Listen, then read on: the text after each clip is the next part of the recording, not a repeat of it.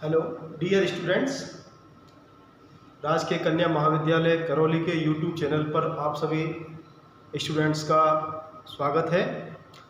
BA तृतीय वर्ष BA final year में पॉलिटिकल साइंस सब्जेक्ट के अंतर्गत दो प्रश्न पत्रों का हमें अध्ययन करना है। पहला पेपर है, फर्स्ट पेपर है अपना पाश्चात्य राजनीतिक विचारक वेस्टर्न पॉलिटिकल थॉट, और सेकंड पेपर है अपना अंतर्राष्ट्रीय संबंध इंटरनेशनल रिलेशंस। प्रथम प्रश्न पत्र के अंतर्गत हमें पश्चिमी देशों में समय समय पर उन विचारकों के चिंतन का, विचारों का अध्ययन करना है जिन्होंने राज्य के बारे में, समाज के बारे में, व्यक्ति और राज्य के संबंधों के बारे में अपने विचारों का प्रतिपादन किया, और प्रत्येक विचारक के ऊपर अपने समय की परिस्थितियों का, घटनाओं का, और हम देखें कि उस समय जो विचारधाराएं प्रचलित हैं, तत्कालीन परिस्थितियों का प्रभाव पड़ता है, तो प्रत्येक विचारक उन परिस्थितियों से प्रभावित होता है।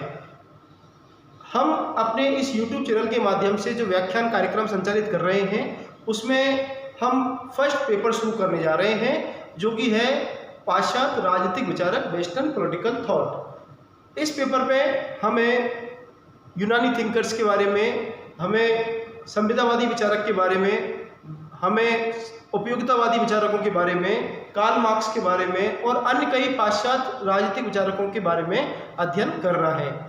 इस पेपर में जो हमारी फर्स्ट यूनिट है, प्रथम इकाई जो है, उस प्रथम इकाई में हमें पाश्चात्य विचारकों का अध्ययन करना है, जिनमें हम सबसे पहले अध्ययन करेंगे प्लेटो के बारे में। प्लेटो का राजनीतिक चिंतन क्या है, वह किस प्रकार के राज्य की स्थापना करना चाहता है, उसके अनुसार राज्य का प्रमुख दायित्व क्या है, व्यक्ति की राज्य में स्थिति क्या है, आदि बातों पर उसने अपना चिंतन प्रतिपादन किया। देखिए, प्लेटो के बारे में कुछ सामान्य बातें हैं जिन्हें जानना बेहद जरूरी है। प्लेटो का वास्तविक नाम जो है वो है सब अरिस्टोक्लीज इसका वास्तविक नाम है, और प्लेटो आम प्रचलन में, बोलचाल में इस नाम से ये प्रसिद्ध हुआ, प्लेटो के नाम से। इसकी शारीरिक बनावट के नाम से कारण यह प्लेटो नाम से प्रचलित हुआ। प्लेटो का जन्म 428 ईसा पूर्व यूनान के एथेंस नगर राज्य में हुआ। देखिए, यूनानी सभ्यता में शासन की जो इकाइयां हुआ करती थी उनको नगर राज्य, सिटी स्टेट कहा जाता था, और प्लेटो एथेंस में पैदा हुआ। और हम देखें कि इसकी मृत्यु जो है 347 ईस्वी में इसकी मृत्यु हुई। प्लेटो शिष्य था, और प्लेटो का गुरु कौन था? प्लेटो का गुरु है सुकरात। सुकरात के शिक्षा प्राप्त की, और सुकरात के चिंतन का, सुकरात के जीवन की घटनाओं का प्लेटो के चिंतन पर अत्यधिक प्रभाव पड़ा। हम देखेंगे आगे किस प्रकार प्लेटो का चिंतन सुकरात से प्रभावित हुआ। प्लेटो को पाश्चात्य राजनीतिक चिंतन का प्रथम दार्शनिक कहा जाता है, द फर्स्ट पॉलिटिकल फिलोसोफर। प्लेटो को रिकॉग्नाइज कर रहे हैं, माना जाता है किसके रूप में? एक पॉलिटिकल फिलोसोफर के रूप में। और प्लेटो इसके साथ साथ कैसा विचारक भी है? आदर्शवादी विचारक भी है।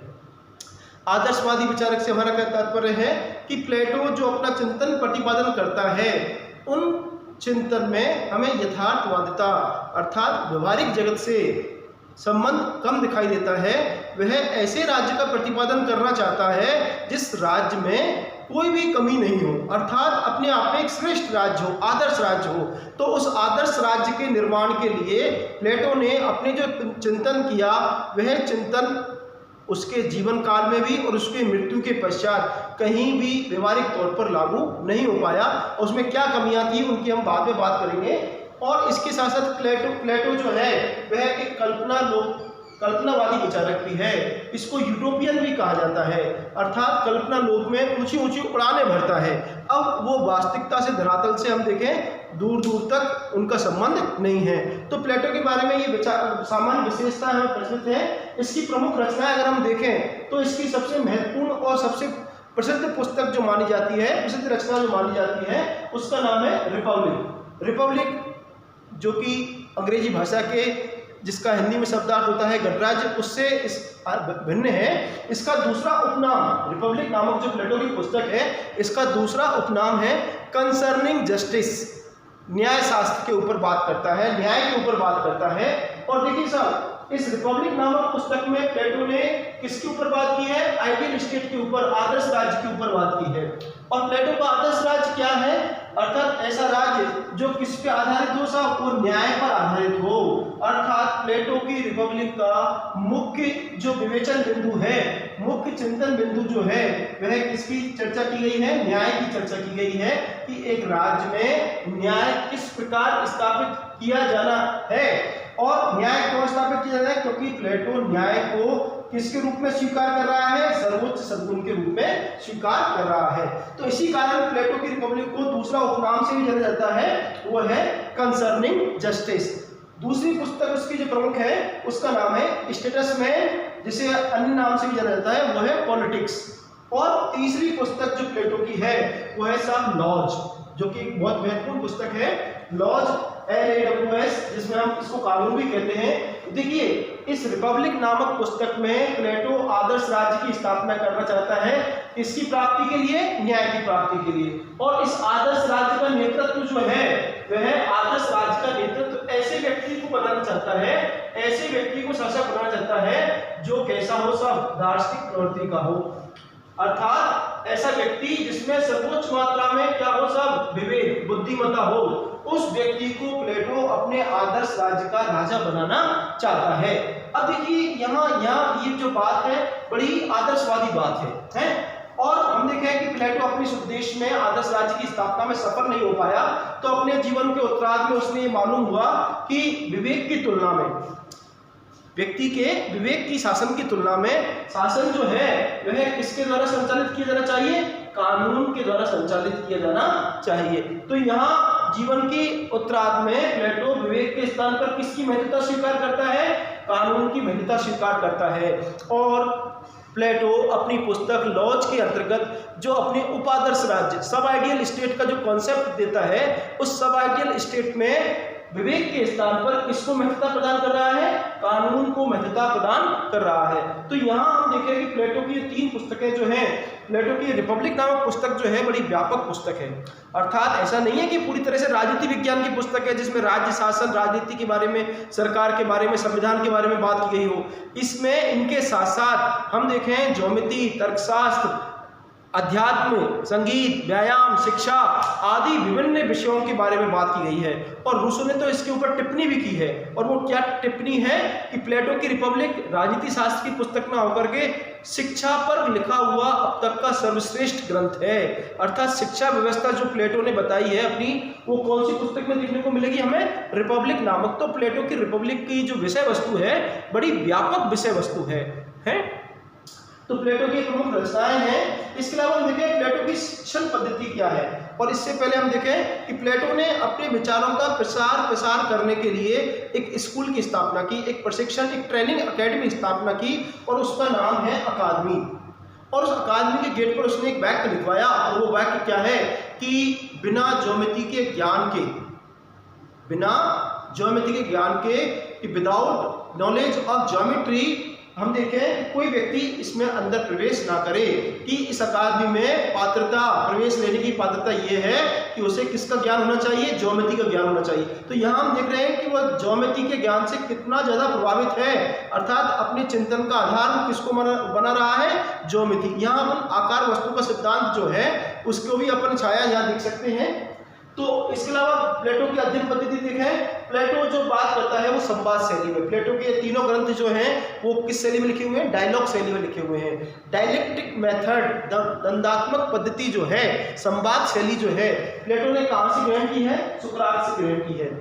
सुकरात को वह एक पात्र बनाता है, लोग सुकरात लोगों से प्रश्न पूछता है, और उन्हीं के जवाबों से हम देखें अंतिम सत्य प्राप्त करने की कोशिश की जाती है। तो संवाद, प्रश्न उत्तर, उत्तर का फिर प्रश्न फिर उत्तर। तो इस परस्पर प्रश्न उत्तर की जो प्रक्रिया है, इसमें से निष्कर्ष के तौर पर अंतिम सत्य की प्राप्ति की जो पद्धति है, उस पद्धति को दंडात्मक पद्धति, संवाद शैली कहा जाता है। और इसी संवाद शैली के आधार पर प्लेटो ने अपने ग्रंथों की रचना की है। और इस संवाद शैली का प्रमुख पात्र जो है वो कौन है? सुकरात है। तो संवाद शैली का प्रयोग किया गया है। दूसरा, प्लेटो अपने अध्ययन में निगमनात्मक पद्धति का प्रयोग करता है, इंडक्टिव मेथड का प्रयोग करता है। अध्ययन की दो पद्धतियां हैं साहब, निगमनात्मक पद्धति और आगमनात्मक पद्धति। देखिए निगमनात्मक पद्धति में प्लेटो जो अध्ययन करता है वो किस प्रकार से अध्ययन करता है। निगमनात्मक पद्धति के अंतर्गत सामान्य से विशेष की ओर अध्ययन किया जाता है। It means from general to special, अर्थात जो सामान्य चीजें हैं, सामान्य निष्कर्ष हैं, सामान्य तथ्य हैं, सामान्य विशेषताएं हैं, उनका अवलोकन करने के पश्चात किसी विशिष्ट निष्कर्ष की स्थापना करना। जैसे उदाहरण के तौर पर हम देखें प्लेटो ने कैसे किया कि प्लेटो ने अपने आसपास के नगर राज्यों को देखा। उन नगर राज्यों में भाई भतीजावाद है, भ्रष्टाचार है, अस्थिरता है, अयोग्य और धूर्त लोग द्वारा शासन का संचालन किया जा रहा है। तो इस प्रकार की सभी नगर राज्यों में समस्याएं मौजूद हैं। तो उसने इन सामान्य अनुभवों के आधार पर, सामान्य तथ्यों के आधार पर एक विशेष निदान, एक विशेष उपचार निकाला। और वो विशेष उपचार क्या है, वो कह रहा है कि साहब किसकी स्थापना होनी चाहिए नगर राज्य के स्थान पर, आदर्श राज्य की स्थापना होनी चाहिए। इस आदर्श राज्य का नेतृत्व किसके हाथों में होना चाहिए, दार्शनिक राजा के हाथों में होना चाहिए, जो हम देखें किससे भरा हुआ है, विवेक से भरा हुआ है। तो इस प्रकार प्लेटो अपने अध्ययन में निगमनात्मक पद्धति का प्रयोग करता है। साथ ही प्लेटो प्रत्ययवादी भी है। प्रत्ययवाद, प्रत्ययपन बोलते हैं आदर्श को, विचार को, है। तो प्लेटो ये मानकर चलता है कि जो सर्वश्रेष्ठ विचार है, उस सर्वश्रेष्ठ विचार की प्रतिकृतियां फोटोकॉपीज हैं, उनके ही प्रतिरूप हैं। तो हम देखें वो अपने विचारों में सर्वश्रेष्ठ विचारों को प्राप्त करके उसका क्रियान्वयन करना चाहता है। तो प्लेटो का आदर्श राज्य वैचारिक रूप से तो मौजूद है, परंतु यथार्थ रूप में मौजूद नहीं है। इसी कारण प्लेटो को हम प्रत्ययवादी भी कह रहे हैं, प्लेटो को हम कैसे कह रहे हैं, आदर्शवादी भी कह रहे हैं। अब वो कैसे लागू हो पाता है, ये इसके बारे में प्लेटो हम सफल होता नहीं हो पाता। तो ये दूसरा पक्ष इसका प्लेटो को हम बाद में देखेंगे। इसके अलावा हम देखें प्लेटो राज्य के बारे में क्या कहता है साहब। प्लेटो राज्य के बारे में कहता है कि राज्य जो है, यह राज्य हम देखें कि चट्टानों से या वृक्ष वृक्षों से मिलकर के नहीं बनता, अपितु राज्य का निर्माण उसमें निवास करने वाले व्यक्तियों से होता है। अर्थात उन व्यक्तियों का चरित्र कैसा है, अर्थात राज्य में निवास करने वाले व्यक्तियों का चरित्र ही किसी राज्य का निर्माण करते हैं। और दूसरी बात वो कहता है कि राज्य का प्रमुख आधार क्या है। तो प्लेटो के अनुसार राज्य का प्रमुख आधार क्या है, राज्य का प्रमुख आधार है न्याय। और वह अपने आदर्श राज्य में कह रहा है कि आदर्श राज्य वह है जो किस पर टिका हुआ है, न्याय पर टिका हुआ है। और इसी न्याय को प्लेटो सर्वोच्च सद्गुण मानता है।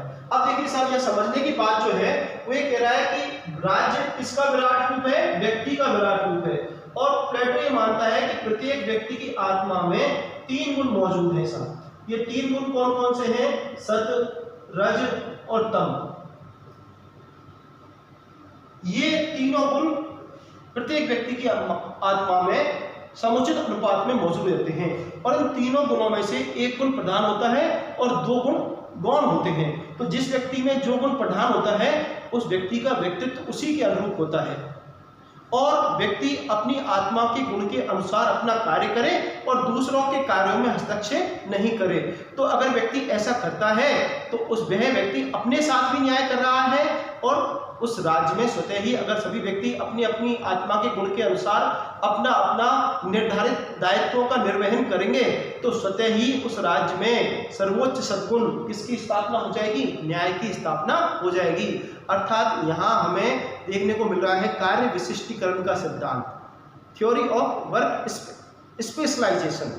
तो वर्क स्पेशलाइजेशन के विशिष्ट कार्य को विशिष्ट व्यक्ति द्वारा ही संपन्न किया जाना चाहिए, अर्थात शासन कला, स्टेट क्राफ्ट। अब देखिए शासन कला की बात जो हमें दिखाई दे रही है, स्टेट क्राफ्ट की जो बात दिखाई दे रही है, वो पहली बार हमें प्लेटो के चिंतन में दिखाई दे रही है। अर्थात जिस प्रकार कई कलाएं हैं, उन कलाओं के लिए अभ्यास की, प्रशिक्षण की आवश्यकता है, उसी भांति प्लेटो का भी ये मानना है कि शासन कला भी एक अपने आप में भिन्न कला है और इसके लिए समुचित गुणों की, समुचित अभ्यास की आवश्यकता होती है, तभी वह राज्य सफलतापूर्वक अपना कार्य कर पाता है। तो यहाँ हम देख रहे हैं कि प्लेटो जो है वो प्लेटो व्यक्ति की आत्मा के आधार पर राज्य की में भी गुणों को मानता है, और वो मान रहा है कि राज्य में भी साथ 3 गुण होते हैं और अगर किसी राज्य में तीनों गुण पर्याप्त अनुपात में मौजूद हैं तो उस राज्य में भी सर्वोच्च सद्गुण क्या स्थापित हो जाएगा, न्याय स्थापित हो जाएगा। तो प्लेटो अपने आदर्श राज्य का आधार न्याय को मान के चलता है और इस न्याय की स्थापना के लिए वह अपने दो सिद्धांतों का प्रतिपादन करता है। और ये दो सिद्धांत किसा, न्याय का सिद्धांत, थ्योरी ऑफ जस्टिस। ये थ्योरी ऑफ जस्टिस क्या है, प्लेटो का थोड़ा संक्षिप्त अपन देख लें कि प्लेटो का न्याय सिद्धांत, प्लेटो के न्याय सिद्धांत में मान के चलता है कि प्रत्येक राज्य में 3 वर्ग होते हैं साहब, अर्थात राज्य की समस्त जनसंख्या को वो मोटे तौर पर कितने भागों में बांट रहा है, स्पष्ट तौर पर 3 वर्गों में बांट रहा है। ये वर्गों का विभाजन का आधार क्या है, अर्थात ये वर्ग उसने किस आधार पर बनाए, तो उसने ये वर्ग जो बनाए हैं उसका आधार है व्यक्ति के व्यक्तित्व में पाए जाने वाला गुण, अर्थात वर्च्यू। तो हम देख रहे हैं कि उसने पाया कि साहब 3 गुण होते हैं, विवेक होता है, साहस होता है और क्षुधा होती है, अर्थात संयम होता है, एपेटाइट होती है। तो इन 3 गुणों के आधार पर 3 प्रकार के व्यक्ति होते हैं, अर्थात ऐसे व्यक्ति जिसमें विवेक की प्रधानता हो वो दार्शनिक संबंधी कार्य करेंगे, अर्थात शासन का संचालन करेंगे, जिसमें ऐसे कार्य करेंगे जिसमें बुद्धि काम आए, जिसमें विवेक की प्रधानता हो। तो ऐसे व्यक्ति जिसमें विवेक की प्रधानता हो उनको कौन से वर्ग में रखा, दार्शनिक वर्ग में। दूसरा हम देखें कि जिनमें साहस की प्रधानता है उनको सुरक्षा संबंध, रक्षा संबंधी कार्य सौंपे हैं तो उनको कौन से वर्ग में रखा, सैनिक वर्ग में। और तीसरा कि राज्य में उत्पादन कार्य, खेती, व्यवसाय या अन्य जो कार्य हैं, क्रियाकलाएं हैं, उनको करने के लिए हम देखें इस प्रकार के व्यक्तियों में जो गुण प्रधान होता है वासना, एपेटाइट, तो उस वर्ग को उसने कौन से वर्ग में रखा, उत्पादक वर्ग में। तो producer class, military class and philosopher class या रूलिंग क्लास। तो हम देखें ये 3 वर्ग जो हैं, अगर किसी राज्य में ये तीनों वर्ग समुचित अनुपात में मौजूद हैं और प्रत्येक व्यक्ति अपनी आत्मा के गुण के अनुसार अपने कर्तव्यों का निर्वहन कर रहा है तो उस राज्य में स्वतः ही एक सर्वोच्च सद्गुण की स्थापना हो जाएगी और वो क्या होगा, न्याय। तो इस प्रकार प्लेटो का न्याय क्या है, प्लेटो का न्याय का सिद्धांत एक कार्य विशिष्टीकरण का सिद्धांत है, जिसके अनुसार एक विशिष्ट कार्य को विशिष्ट गुण वाले व्यक्ति द्वारा ही संपन्न किया जाए। तो यहाँ प्लेटो ऐसा क्यों कहता है, इसलिए कहता है क्योंकि राज्य शासन संचालन का कार्य भी कोई छोटा मोटा कार्य नहीं है जो हर कोई व्यक्ति इसको संचालित कर ले। और इसी कारण से तत्कालीन नगर राज्यों में उसने देखा कि जो अयोग्य और धूर्त लोग शासन में बैठे हुए हैं, और इसका सबसे बड़ा नमूना उसने देखा उसके व्यक्तिगत जीवन में, जो उसका गुरु था, कौन, सुकरात, जो कि अपने समय का सबसे बुद्धिमान बुद्धिजीवी व्यक्ति था। और उस बुद्धिमान बुद्धिजीवी होने के बावजूद भी सुकरात को प्राण दंड दे दिया गया राज्य के द्वारा। तो उसने देखा कि जो अन्याय हुआ है इसके साथ, सुकरात के साथ, कि बुद्धिजीवी होने के बावजूद भी उसे प्राण दंड मिल रहा है विष का प्याला पीने को, और उसने सहर्ष सुकरात ने प्राण दंड स्वीकार भी किया। तो प्लेटो को उस घटना ने बड़ा प्रभावित किया, उसके विचारों को उद्वेलित कर दिया, और वो हम देखें कि एक इस प्रकार के राज्य की स्थापना करना चाहता था जिसमें प्रत्येक के साथ क्या हो, न्याय हो, अर्थात न्याय को उसने सर्वोच्च सद्गुण के रूप में स्वीकार किया है। इसके अलावा प्लेटो अपने आदर्श राज्य की जो नींव है उसको, उस भवन को तैयार करने में 2 और तरीकों को काम ले, 2 और साधनों को काम लेना चाहता है। एक तो है सब शिक्षा के माध्यम से वह व्यक्ति की अंतर आत्मा का परिमार्जन करना चाहता है, और दूसरा वह व्यक्ति के बाहरी आचार व्यवहार को परिवर्तन करने के लिए साम्यवाद के सिद्धांत का प्रतिपादन किया है। और ये साम्यवाद 2 स्तरों पर है, नियंत्रण की प्रणाली, साम्यवाद का मतलब यहाँ है नियंत्रण की प्रणाली, संयम की प्रणाली, और ये साम्यवाद 2 स्तरों पर है, 2 प्रकार का है। एक तो है साहब संपत्ति का साम्यवाद और दूसरा है परिवार का साम्यवाद। प्लेटो का ये मानना है कि शासक वर्ग में रहने वाला व्यक्ति जो है उसको अपने कर्तव्य से विमुख करने में कंचन और कामनी, अर्थात परिवार और संपत्ति, यह उसे अपने कर्तव्य पथ से विमुख कर सकते हैं। तो शासक वर्ग को अब अनुशासन में रहते हुए अपने कर्तव्यों का निर्वहन करने के लिए जरूरी है तो उसके पास कोई व्यक्तिगत संपत्ति नहीं हो और ना ही उसका अपना कोई व्यक्तिगत परिवार हो।